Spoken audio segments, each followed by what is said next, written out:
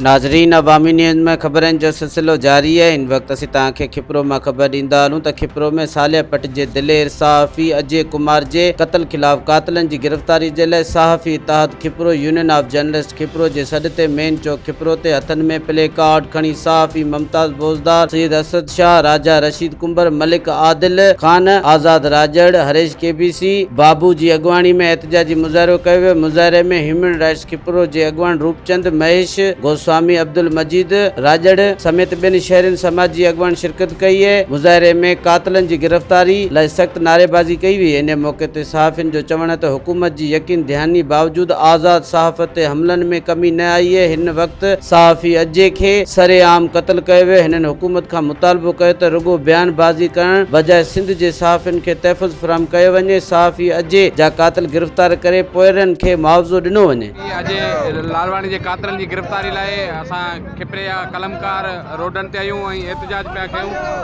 असां हुकूमत खां मुतालबो था कयूं त अजय लालवानी जा जेके केस आहे उनजी सही नमूने जांच कई वञे। उनजे जेके वारसनि क़त्ल केस में नामज़द जवाबदार कराया आहिनि या जे न कराया आहिनि त हिन केस जी अणधुरी जांच करे ऐं हिन सहाफ़ी जे क़त्ल में गुजा तोड़े पधरा हथ जेके हुजनि उन्हनि खे वाउखो करे उन्हनि ख़िलाफ़ केस दाख़िल करे उन्हनि खे जोगी सज़ा ॾिनी वञे, जीअं असां कलमकारनि में पकड़ियल बेचैनी आहे उहा ख़तमु थी सघे।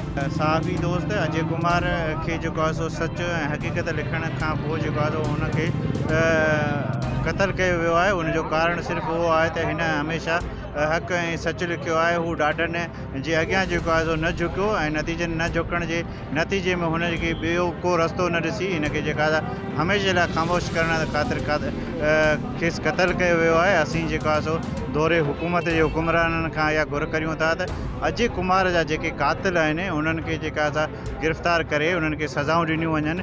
उहे हाणे ज़ाहिर थी चुका आहिनि, उन्हनि जी जेका उन्हनि तां पर्दो खजी चुको आहे। पर सिंध हुकूमत जी अञा ताईं जेका लापरवाही आहे इन जी असां सख़्त लफ़्ज़नि में मज़म्मत कयूं था।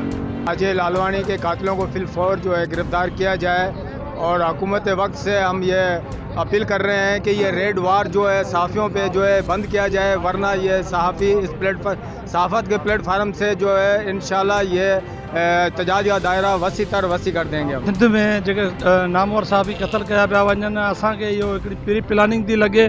बासर वॾेरनि जी कैरेक्टर माफ़िया जी असां हुकूमत खां मुतालबो था करियूं त अजय लालवानी जे कातिलनि खे ऐं क़त्ल कराईंदड़नि खे फ़ौरन गिरफ़्तार करे उनखे सज़ा ॾिनी वञे ऐं उनजे पोयरनि खे मुआवज़ो ॾिनो वञे ऐं सहाफ़ियुनि जे तहफ़ुज़ जे लाइ अमली तौर ते क़दम खयां वञनि ऐं ख़ाली बयाननि ते जेको ऐं कराची, हैदराबाद, इस्लामाबाद जे प्रेस क्लबनि खे बि असीं गुज़ारिश था करियूं यूनियन ऑफ जर्नलिस्ट वारनि खे त उहे बि सहाफ़ियुनि जी मालिकी कनि ऐं सहाफ़ियुनि जे लाइ आवाज़ उथारीनि, जीअं अॻिते जे लाइ को बेगुनाह सहाफ़ी क़त्ल न थिए। कुमार लालवानी जेको सालियापर में शहीद कयो आहे, सहाफ़ी तबके खां उनजो वास्तो हुयो, असां इंसाफ़ जी उम्मीद मां उनखे इंसाफ़ ॾिनो वञे।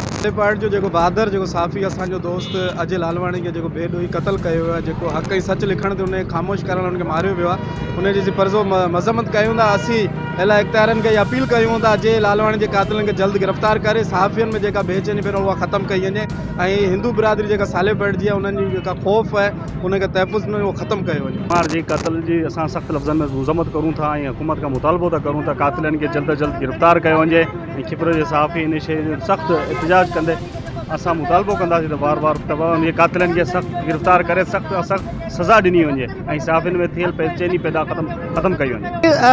साले पट जो जेको सहाफ़ी अजय कुमार लालवानी जो जेको बेदर्दी सां क़त्ल कयो वियो आहे उनजी असां खिपरो जा जेके कलमदणी आहियूं सख़्त लफ़्ज़नि में मज़म्मत कयूं था। असां इख़्तियारनि खां घुर कयूं था त सहाफ़ी बिरादरी जेका आहे उनखे तहफ़ुज़ ॾिनो वञे। असांजो सहाफ़ी जेको भाउ क़त्ल कयो वियो आहे उनजा कातिल जेके आहिनि उन्हनि ते ATC तहत उन्हनि ते केस दाख़िल कया वञनि ऐं समूरी सिंध मंझि जेके सहाफ़ी आहिनि उन्हनि में पकड़ियल जेका बेचैनी आहे उहा ख़त्म कई वञे। मज़ीद खबरों और तफसीलात के लिए विजिट करें हमारी वेबसाइट www.awamiNewsHD.com।